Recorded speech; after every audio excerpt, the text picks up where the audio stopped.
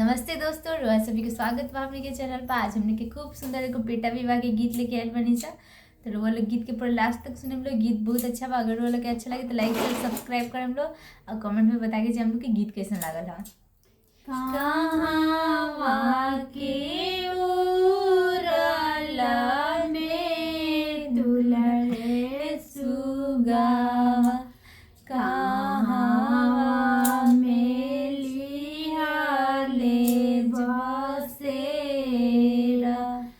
कहाँ के उड़ला में दुल्हन दुगावा, कहाँ में लिहाल बसेरा,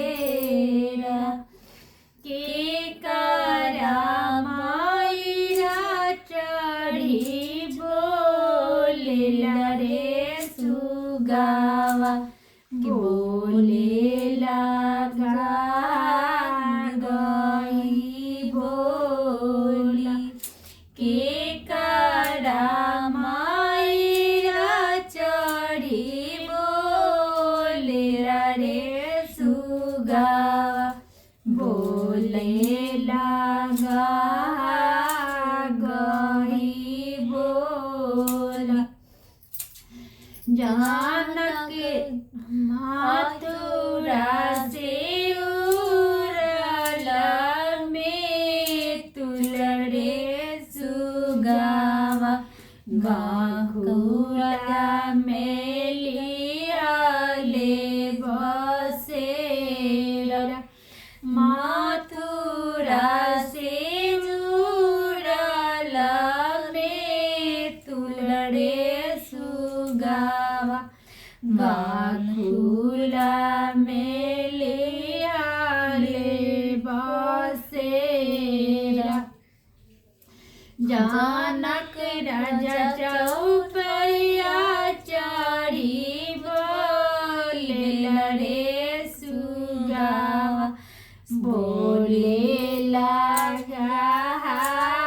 गई बोला, बोलेला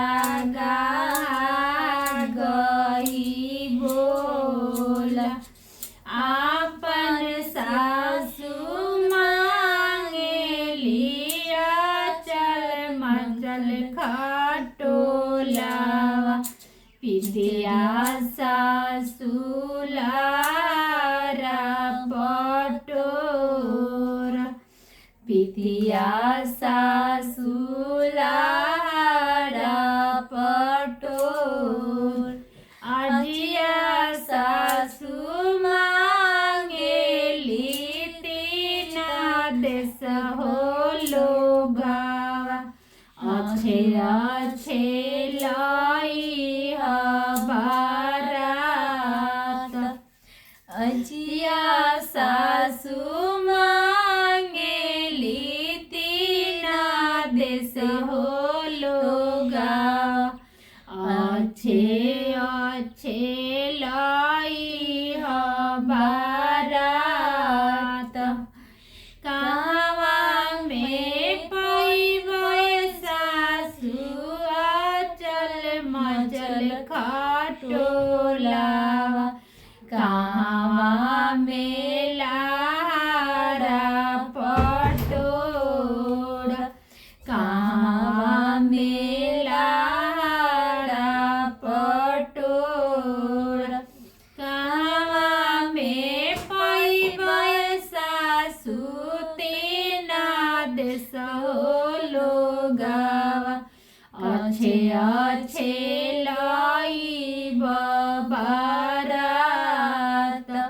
कहवा में पैबै सासु तीना देश हो लोगावा, कहवा में लाई अच्छे अच्छे बारात। लोहरा घरे पैबै बबुआ चल मचल खटोलावा, बज जा घरे लारा पटोरा, बज जागरे लारा पटोर देश पैसी पैबै बबुआ तीना देश होलो गावा अच्छे अच्छे लाई बारात अच्छे अच्छे लाई